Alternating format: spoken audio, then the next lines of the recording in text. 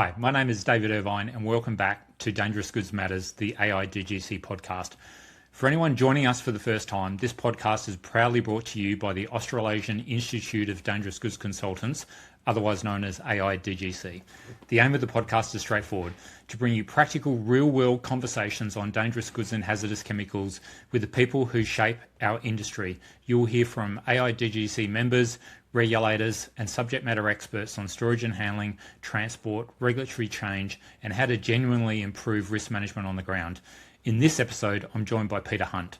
Peter is a fellow of the AIDGC, a chemical engineer, and the director and principal consultant of WAM Corp. Over a career spanning more than 5 decades, Peter has worked across the design, commissioning, and operation of chemical plants, dangerous goods storage facilities, and the transport of dangerous goods. He has investigated fires and major incidents, given expert evidence, and consulted on technical and occupational safety, hazardous area, HAZOP studies, and major hazard facilities. Before establishing WAM Corp, Peter held senior engineering, project safety and environmental roles within ICI Australia and CropCare Australasia. Peter is one of the original consulting members of the AIDGC and was heavily involved in the establishment of the Institute with others in the early 2000s. He's widely regarded as one of the most experienced and influential dangerous goods consultants in Australia, and many of us in the industry have benefited from his knowledge and also his generosity over the years. It's fair to say that if there was a godfather of dangerous goods consulting in this country, Peter is it. I'm really pleased to have Peter on the podcast today. I'm sure that everyone will learn a lot from his experience and benefit from his knowledge over his years in the industry. I'm sure you'll enjoy this episode.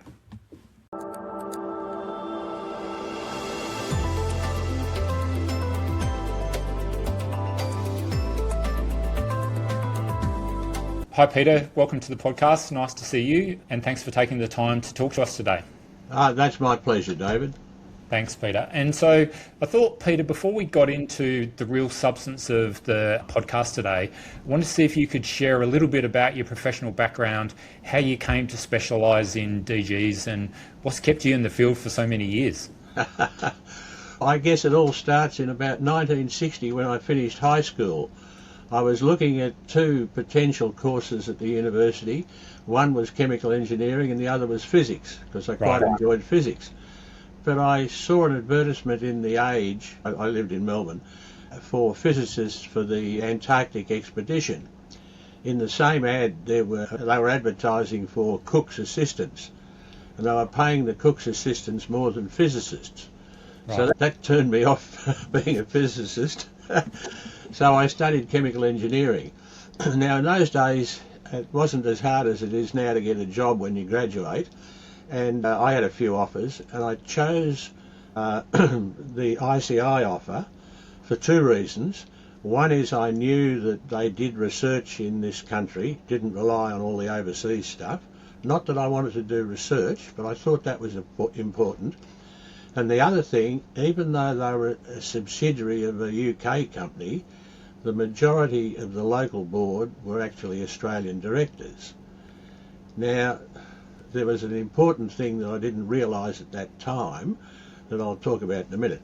Anyway, so I worked with ICI over a range of different jobs. I looked after maintenance, I looked after project management, I looked after design, all sorts of things. I did some interesting things that you wouldn't think of. I set up both the end user software aspects and the physical layout of a computer network on the Botany site. So that was an odd thing for a chemical engineer, but then again, we can handle anything. My last job with the ICI group was with CropCare Australasia, and I had 2 hats. I was the engineering manager and the safety, health and environment manager. Now, the safety, health and environment bit was built into you in ICI in those days. People like the famous Trevor Kletz worked for ICI, and his information was widespread through the company. ICI invented the HAZOP process, all sorts of things. So aspects of safety were part of your normal job. So when I was then responsible for it in what was then Australia's largest agricultural chemical company, not only was I looking at the sort of occupational safety, the process safety, But I actually had product stewardship. In other words, the end user of the product was part of Right. my responsibility.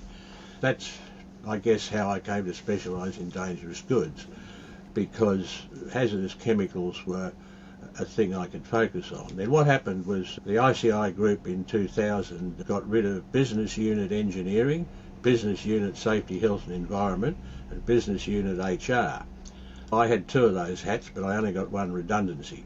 So as a result of that, I set up my own consultancy, because it wasn't terribly easy to get a corporate job in those days, particularly if you're over the age of 50 or And so thereabouts. what year was that, Peter, when you started your own consultancy?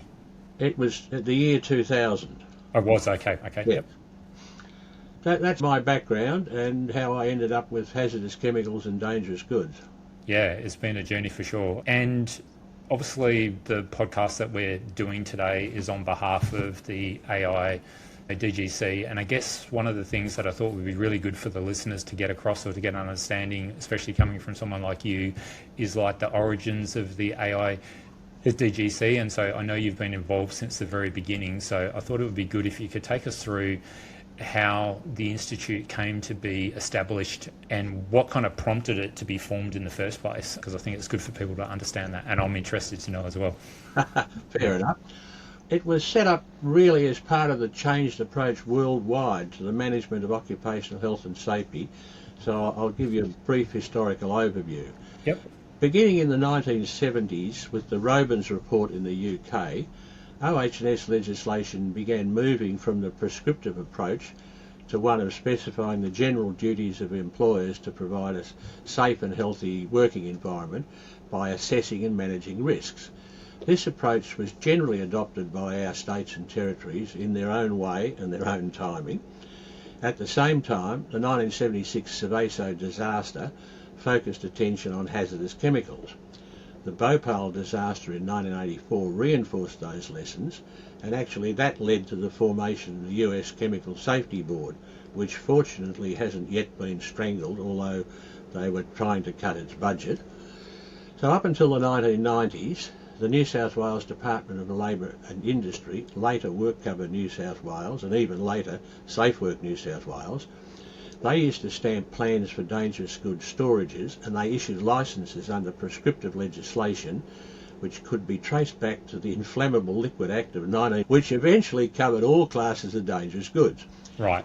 During the 1990s, they moved to accrediting consultants to stamp plans, but in later 1990s they decided to cease accreditation and open discussion with several consultants about the future. Jürgen Strauss from WorkCover and a group of consultants worked together. Now, I was a supporter of the formation of AIDGC, but technically I wasn't in that group.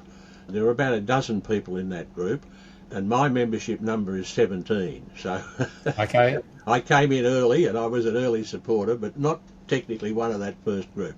Anyway, WorkCover ran a seminar in 2001 for consultants, and AIDGC was incorporated in December 2001, becoming active in 2002. Okay. And the WorkCover accreditation scheme actually ceased in February 2003. So that's the real beginning of AIDGC. Now, during the early 2000s, the globally harmonised system of classification and labelling of chemicals was developed by the UN to address issues for the users of chemicals. Up till then, of course, there was dangerous goods transport legislation covering land, sea and air. But by 2005, the national standard prepared by the National Occupational Health and Safety Commission, later to be replaced by SafeWork Australia, was made effective in New South Wales by incorporating previous dangerous goods regulations into the New South Wales OH&S regulations, which ultimately became the New South Wales WHS legislation. Most states followed a similar process, although WA and Victoria maintained separate dangerous goods legislation. Right. Now, while beginning in New South Wales, AIDGC always intended to be Australasian, and while we're not currently active in New Zealand, we have members right across Australia, and many members operate in other states and territories, and a few even operate in New Zealand. Yeah, and I guess Peter, sorry to interrupt there, but that was an interesting point or a question that I was going to ask as well, like the Australasian bit. And so was the concept when it was named that it would be Australia and New Zealand, or would it also push into Asian, like Southeast Asian countries, potentially like Singapore or Malaysia and things like that, or was that not really the intent? No, the intent was to include New Zealand, and we maintain a good relationship with individuals in New Zealand. Sure. And as I say, some of us have done some New Zealand work at odd times in the past. Yep. But technically, at the moment, we don't have any members who are Kiwis. Okay. Good. And then, yeah, I guess in terms of the membership of the AIDGC, for listeners that aren't familiar with AIDGC, can you talk us through the different types of memberships and what's involved? Because I think giving people an understanding of that, I think would be good as well. Sure. There are two main types of membership. First off, there are associate members who receive our newsletter and get discounted attendance at our conferences and the like. But these are people who have some interest in hazardous chemicals or dangerous goods. They don't necessarily want to be consultants, but they want to be kept up with what's happening. Yep. Then we have consulting members who are listed on our website, along with the areas in which they consult, having been peer reviewed by AIDGC. Consulting members must adhere to our code of ethics and undergo continuing professional development. Now, we also have student membership at a reduced rate, trying to encourage young people to join us. There is corporate membership and sponsorships. I'll talk about corporate membership in a minute. Sure. One of the aims of AIDGC is to provide a forum where members and associates can further develop their specialised expertise and thus provide a source of quality advice in hazardous chemicals and related matters that can be trusted by their clients. So that's what our membership setup is about. Yeah, I think it's good. And having gone through the process of becoming a consulting member myself, that peer review process and the assessment is very thorough. And so I found it quite challenging to get through it. So I think Ross and the team there do a good job. And I kind of feel that it is, if people are certified in a particular area, I think it's a true reflection that they actually have a deep understanding of what that area is. So I think that the Institute does a good job in that area. Thanks for that. I like to think we run it like hard quiz, not an easy quiz. It was definitely a hard quiz. I can guarantee that. It was definitely a hard quiz. And yeah, and then so I think thinking about the AIDGC, what does the AIDGC do for its members in terms of conferences and workshops and events? So you're saying like there's the forums where people can collaborate. So what does that look like in practical terms? We have an annual one-day conference which is run in September. Yep. And it includes presentations by regulators and experts in relevant topics to provide the latest information on issues of interest. Now, they're usually held in Sydney, but recently we've set up spaces in other states where attendees can participate online, but importantly can network in person, and this has been well received. So I think this will continue into the future. The day before the conference, we also run a half-day workshop on a specific topic. This year it's on hazardous waste. Now, we also run short events in various states, most recently one in Perth, with the next one scheduled for Melbourne. And again, these will have a specific topic. Speakers are, notch guys in that field. We also produce a monthly newsletter which contains items of interest, changes in regulation standards, and also what one of our members refers to as disaster porn, which is reports of fires and explosions and stuff like that. Yep. That's another benefit to our members. Yeah, for sure. And I just from my own personal experience as well, like I've got two people in our team based in Perth and they went along to the Perth event and found it really useful. And I think one, the speakers were good, but two, also being able to interact and network with other DG professionals was really good. And I went to the conference in Sydney last year for the first time. I'd been meaning to go for a few years, but I never went, and I went, and it was really good. I think all the speakers, I definitely learned a lot on the day as well. I think if listeners are contemplating to go to those events, I would encourage you to attend because they are really useful, and there was a lot of learnings to be had on the day. And then I think in terms of the newsletter, I find the newsletter really useful as well. Like I was just reading the April one this morning, actually, it just came out. And yeah, there are things about incidents in there, but it's interesting to read them and what caused them. And then there's updates from regulators and stuff like that. So I think those things are really useful for sure. Okay, and then so the next thing I wanted to move on to, Peter, is to understand AIDGC's role in standards and regulations. What role does the AIDGC play in the development of Australian standards? Because we know that they're important in dangerous goods compliance and other regulatory instruments or legislation like. So what role do we play there? Currently we are represented as what Standards calls a nominating organisation on the technical committees that cover the storage and handling of many classes of dangerous goods. Like CH009 covers most of the dangerous goods, and ME17 covers AS 1940. Now we're represented on both of them. We're also represented on the hazardous area classification standards, and for our sins we're on the safety showers and emergency eye wash standard. That's ones where we're directly involved in the drafting of the standard. Now we also make submissions in relation to other relevant Australian standards. So for instance, the laboratory safety standards or whatever. Currently I'm involved with one on fuel containers, jerry cans and the like. Yes. Made the media in recent, everybody bought the last one out of Bunnings. We also make submissions in relation to the ADG code and also on regulations. Quite often there'll be an opportunity to contribute to regulations, and where it's relevant to our activities we generally will submit comments. So yes, we do our best to try and get those things to feature the latest requirements for safety and cover the relevant technical issues.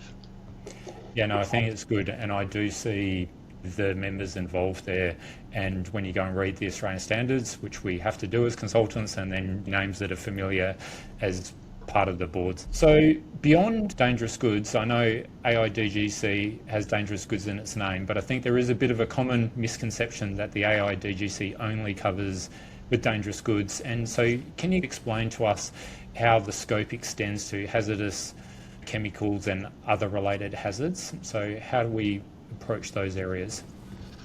It is a common misconception that we only cover dangerous goods. Now technically dangerous goods is a term that's defined in transport related legislation. So in Australia the different states all have slightly different names in some instances, but regulations like dangerous goods road and rail transport regulation. The same term is used for transport by sea and by air. So these things are classified in the ADG code, which technically is the Australian code for the transport of dangerous goods by road and rail. Yes. People just think it's dangerous goods, but it's actually related to transport. And that got into our name at the beginning because the term hazardous chemicals wasn't in common use, and the way the legislation was set up was such that sort of everybody thought about dangerous goods. Now, many substances are actually classified as hazardous chemicals. A lot more substances than are classified as dangerous goods. And there is specific legislation covering these now, typically work health and safety legislation, although I think it's still called OH&S in Victoria. So if it's classified as hazardous substances by your state's legislation, then AIDGC can help you. But there are a lot of other materials that are not classified as hazardous chemicals which present hazards which can lead to fire and explosion.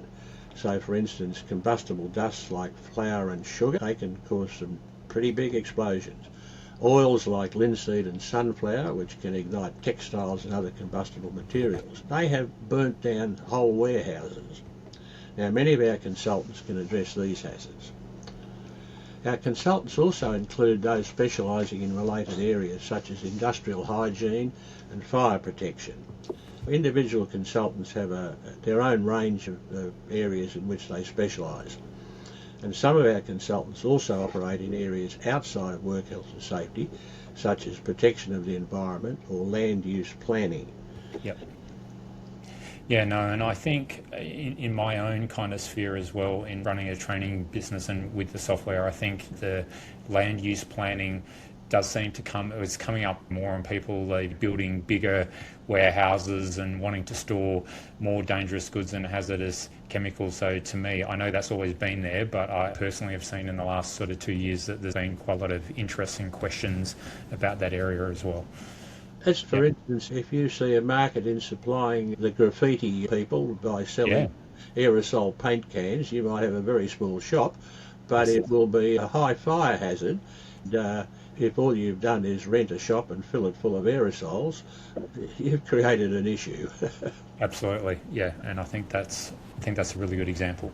I think I wanted to move on and talk about a risk-based approach, and so a question that comes up regularly from clients that I hear, and I'm sure that other dangerous goods consultants come across it as well, is why can't we just follow the regulations and the standards and really just tick the box?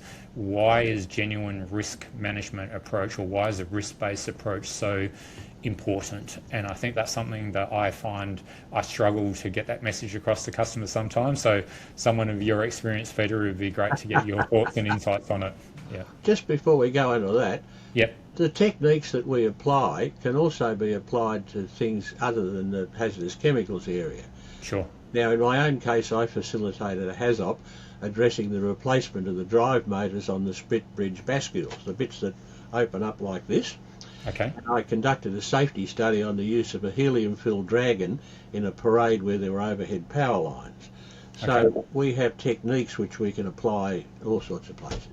But why does risk management itself actually matter? The legislation in all states requires each business to either eliminate risks so far as is reasonably practicable, and if not eliminated, to minimise those risks again so far as is reasonably practicable. Now, the legislation specifies a process to achieve this by first identifying foreseeable hazards, then assessing the associated risks and applying risk controls in accordance with a sequence or hierarchy of controls. Now, that applies to any risk, not just hazardous chemicals. So in the construction industry, people are looking at slips, trips and falls and things falling on you and the like. And there's a technique called CHAIR, which is Construction Hazardous Identification and Risk Assessment, which some of our consultants have used for construction-like activities. So a few simple issues, however, can be dealt with by checking off compliance with regulation, such as whether a workplace has a register of hazardous substances. Pretty simple. You don't need a risk to do that. You just do it. Yes. And most others, such as the storage and handling of hazardous chemicals, require risk management and cannot always be covered by the application of a standard. Now, for example, the well-known AS 1940, the storage and handling of flammable and combustible liquids, lists 4 examples of such liquids not adequately covered by the standard itself. So if you've got one of those 4, you've got to read the beginning part of the standard, which many people skip over, to discover that, oh, hello, I got a problem here, I really have to do risk management. Now, some apparently simple issues, such as the preparation of a compliant manifest, are often beyond the capacity of small to medium businesses, which then need to use a consultant. So there's things other than risk management where our consultants can help people. Yeah, no, I think it's interesting, and I think the other thing of taking that risk-based approach, but I think for small to medium businesses and even for large business as well, even some of the prescriptive elements when you're looking at, if you're in New South Wales Schedule 11 or Victoria Schedule 2, and how you actually interpret those for storage and handling, like consultants have a big role to play there as well, right? Because if you're not in there every day looking at those regulations or understand them intimately, even trying to do some of those type of calculations, businesses struggle, and so that's where I think the members have a role to play as well. Yeah, there's another area there as well, that not everything to do with hazardous chemicals is actually in Chapter 7 of Work Health and Safety Regulations. There's a couple of things that are cunningly hidden elsewhere. One addresses inventory of flammable items, and not in the regulations but in the Act itself. It tells you the significance of approved codes of practice. There are a few things that aren't immediately obvious to the casual user of the regulations. Yep, no, that's good. Thanks, Peter. So I want us to move on and talk about industry change. So across your career, Peter, which we've established has been long and like a decorated one in the dangerous goods world, you no doubt over that time you've seen really like industry change over your career. And so what do you think are some of the more important shifts that you've seen, and where are things heading from your perspective? I think this would be really valuable for the members.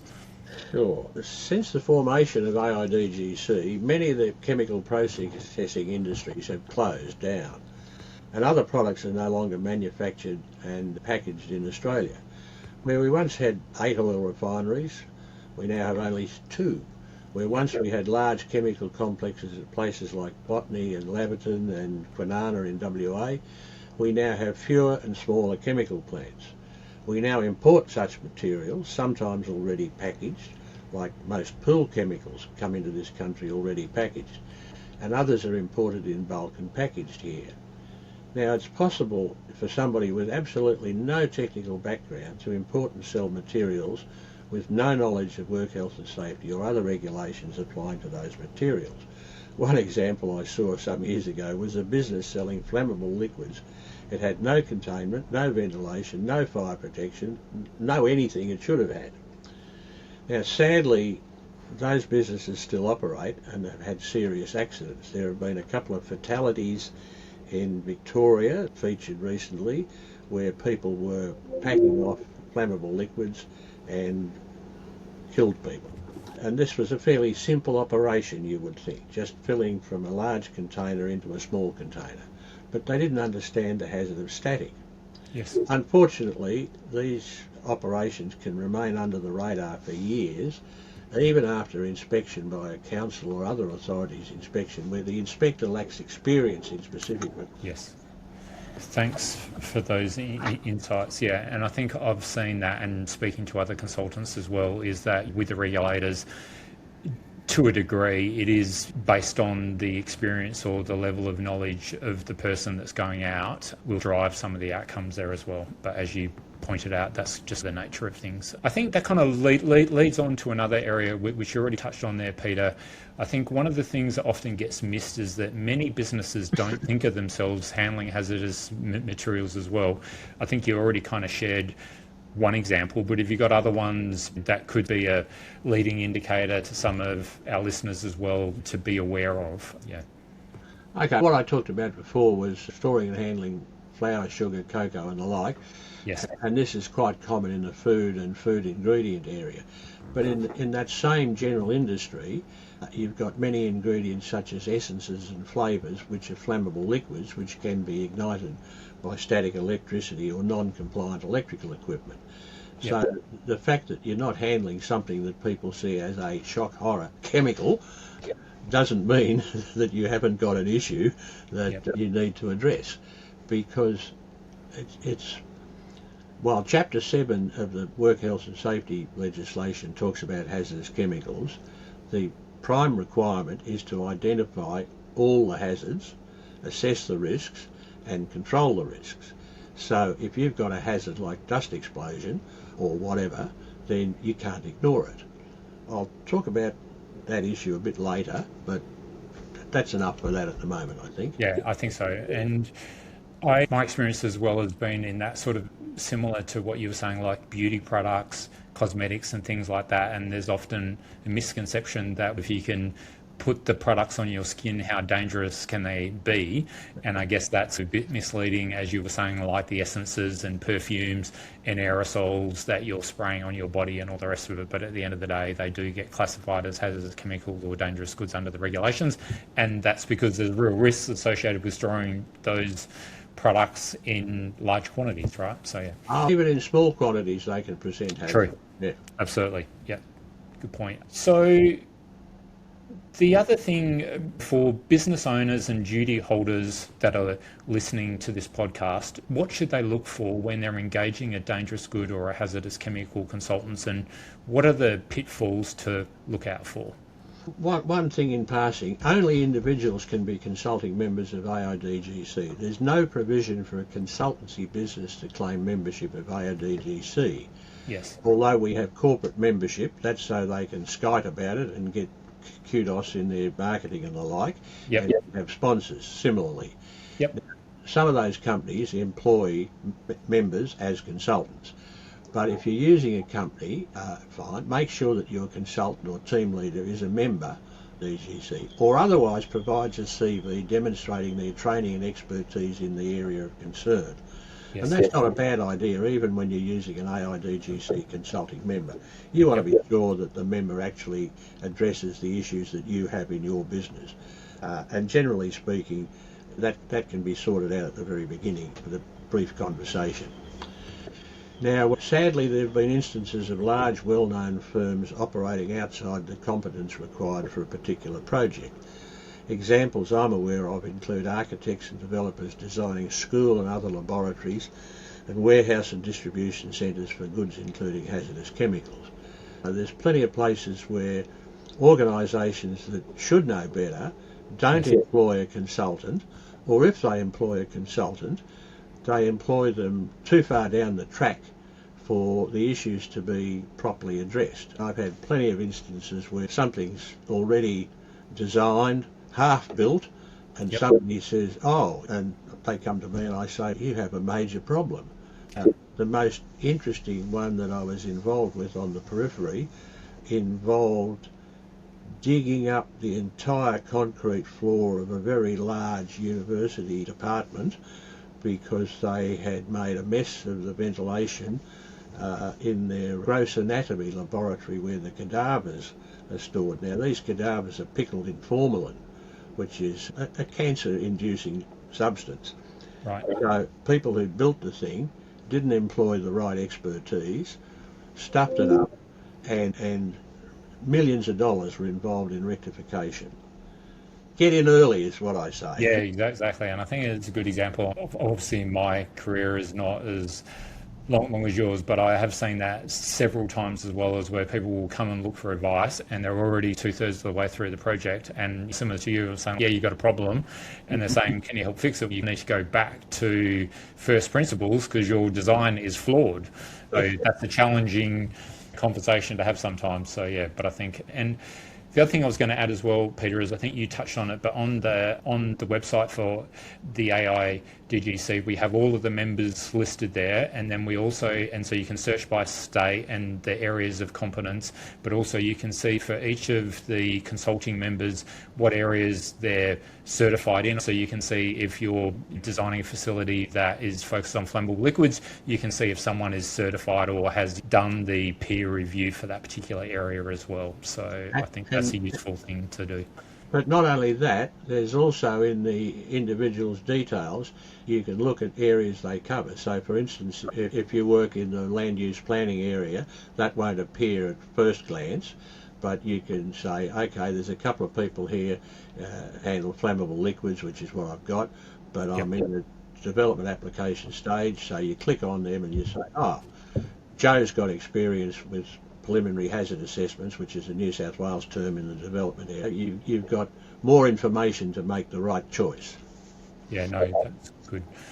And I think to close out the conversation, but also to look ahead, with your experience, what are the trends or emerging issues should the dangerous goods industry be paying attention to over the next 5 to 10 years? And yeah, so I guess what kind of concerns you and what gives you some confidence in the future? I think we touched on it a bit, but I think it would be interesting to get your take on that, Peter. I guess it's going to be more and more importing. I think more local manufacture is going to pack up import from overseas. So that introduces issues as to how the stuff is described and whether the overseas safety data sheet is up to scratch. As you yourself probably know, you can buy stuff from some countries where you can get a safety data sheet that isn't much use. And that's one issue. The other thing that I've thought about is there's more and more online purchasing. Now, not that many years ago, I had a circumstance where somebody was wanting to sell hairspray. And this was a flammable aerosol, and they couldn't understand why they couldn't just slip it in a bit of cardboard box and take it down to the local post office. Now, even if they use a courier rather than the post office, depending on the quantities they involved and the nature of the goods, they may be in the business of transporting dangerous goods. Because if you are the consignor of dangerous goods, in other words, the person who starts the route off, then you are legally a person involved in the transport of dangerous goods, and you can be in trouble if something goes wrong. So I think that's an area where things are going to need a bit of tightening up over the next few years, because importing is going to increase, and the use of courier vans is not going to decrease. Yeah, for sure. And then I think to close things out, Peter, if there was one message that you wanted to leave the listeners with today, whether they're consultants or duty holders or the regulators or someone just starting out in the field of DGs, what would that be? What would be your key takeaway for people from the discussion today? I guess my key takeaway is the start process is to identify the hazards. Now, one of the issues here is that a lot of hazards are not highlighted in safety data sheets. You get a safety data sheet, it doesn't bother to tell you if you heat this stuff up, there's a problem, it'll, there are issues there. So I guess what I'm saying is you need to pay a lot of attention to detail in identifying the hazard in the first place. Because if you don't identify the hazard, you're not going to assess the risk, you're not going to control the risk. Yes. So it's not a matter of saying, oh, it's the same as what we did before, because the hazards are not only in the safety data sheet. The hazards are in how you use the stuff. Yes. So in particular, if you're looking at identifying the hazards, it's not a matter of saying, oh, it's a flammable liquid. You should say, okay, how do I receive this flammable liquid? What do I do with it then? Yep. Now, if you don't do that in that degree of detail, then you're missing some hazards. I had a classic example where a client wanted a HAZOP, and I said, okay, I need your process and instrumentation diagrams and whatever. And he said yes, but he'd have them available in big printout. And he didn't email them to me despite me requesting them. Now, his boss from another country turned up unexpectedly at the HAZOP, and I said, okay, where's the bit in the drawings where you received this stuff from the bulk tanker? Oh, wasn't there. I said, that's the start point. Yes. The boss from overseas got the shits, quite right, and said, we're wasting this man's time. I said, I'll send you the bill for my time today. I said, when you're ready, I'll come back. Yeah. He was fully supportive. That was perhaps an extreme example, but that's one. The other thing is you've got to also remember that there's more than one regulator sometimes involved. So, for instance, you might find that you have to address issues from the EPA requirements, Protection of the Environment Operations Act in New South Wales, not just the Work Health and Safety legislation. So I guess it's attention to detail and trying to cover all the things that you need to cover. Yeah, and I think that's obviously where the consulting members of the AIDGC can come in and help businesses achieve those outcomes as well. Peter, thanks so much for your time today and sharing your knowledge and experience. It was a really good conversation. I'm sure the listeners will find it useful, and thanks once again. That's my pleasure, David. Always happy to talk to people. Thanks, Peter. Appreciate it. Thank you.